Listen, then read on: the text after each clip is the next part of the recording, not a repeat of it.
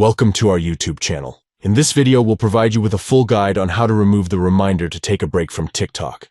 If you prefer uninterrupted browsing sessions, we've got you covered.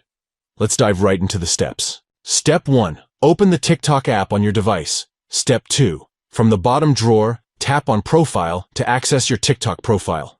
Step 3. In the top right corner, you'll see 3 stacked lines. Tap on them to open the menu options. Step 4. From the menu, select Settings and Privacy to access the Settings and Privacy options. Step 5. Look for and tap on Screen Time within the Settings and Privacy menu. Step 6. Within the Screen Time settings, locate the option for Screen Time Breaks and select Off to remove the reminder.